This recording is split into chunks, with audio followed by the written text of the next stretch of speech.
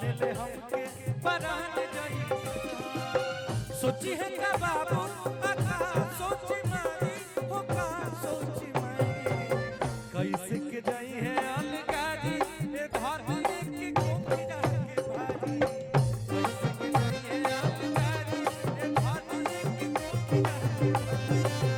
कैसे के जाई है अलगाड़ी ए धरती के कोठी जाके ए भैया बहुत बहुत इतना प्यार दुलार के लिए आई प्रकृतिया में से निकलवा जाके यही में भरले रह बता निकाल आई गमछी दा हमार खाली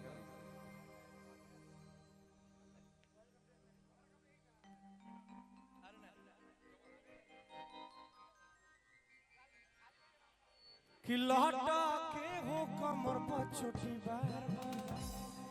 होली में ना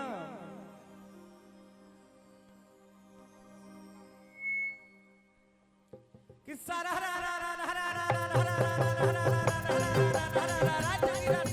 अरे यार कोई माइक लेके बोलो बा भाई बा बा जो की जब सारा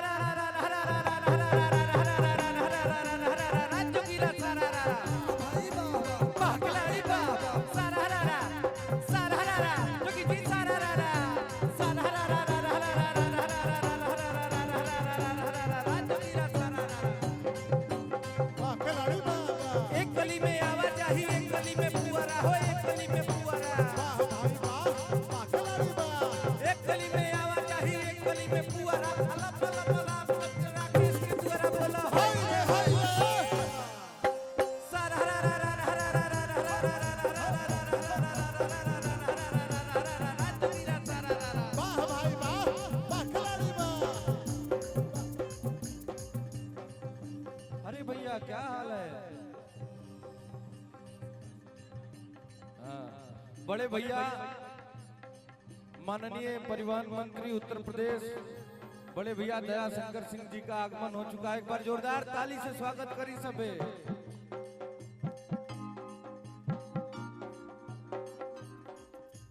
एक सेकेंड हमारे भाई कल्लू जी भी यहाँ आ गए हैं, बहुत सारे लोग हैं तो हम चाहते नहीं होली है तो ना कल्लू जी से सुना लोग ठीक ना आए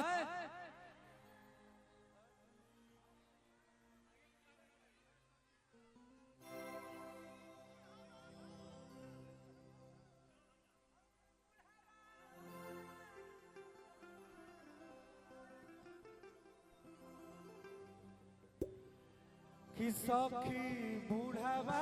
भता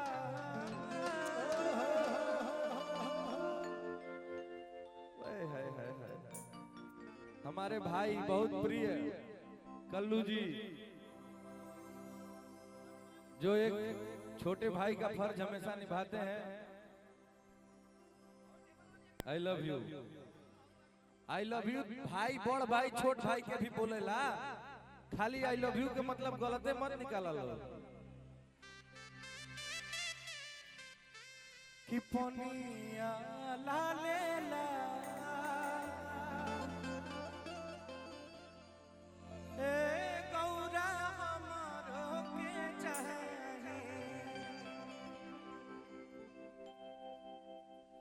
आए ही पो लइकन खातीबा हेने आके कि सखी बूढ़ावा भता रोज रोज से जिया के ना सखी बूढ़ावा भता रोज रोज से जिया के ना से बूढ़ावा भता रोज रोज से जिया आज हमार सौभाग्य बाटे कि आप सब आइल बानी जाओ रे की लाइन हम कह अरे ऐसन मनोहरा मंगल अरे मूरत सुहावन सुंदर अरे सूरत हो ए राजा जी ए राजा जी ए राजा जी एक करे तरह जरूरत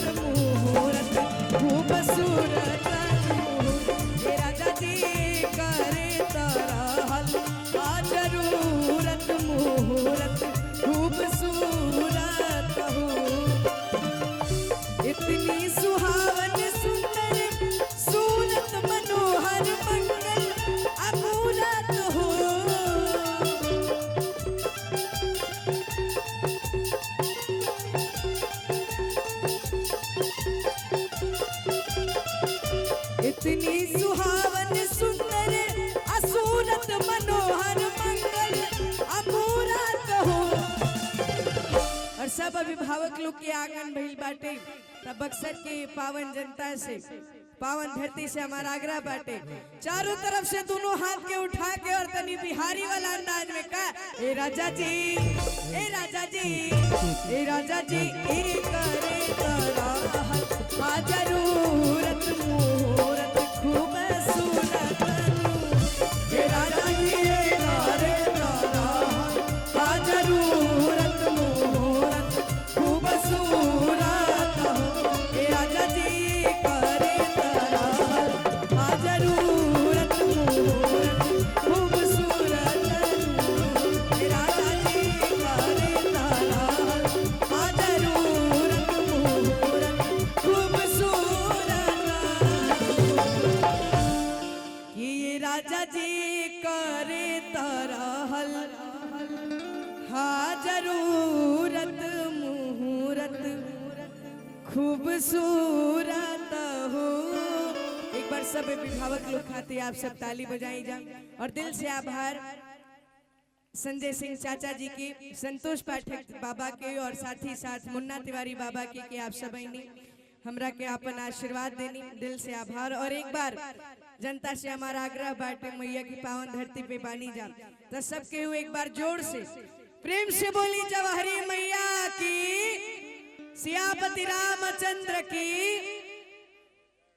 बोली बोली बाबा परमेश्वर नाथ की, दिल से आभार। और एसडीएम साहब से हमारा आग्रह है सर, अगर आप तक हमारी आवाज पहुंच रही है, इतनी प्यारी व्यवस्था प्रशासन की आपने कराई है,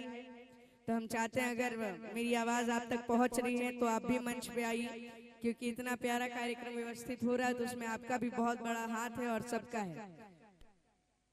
भैया कोट दीजिएगा, हाँ केक कटवाइए, सी सी सी, क्यों इतना हाई लग रहा है?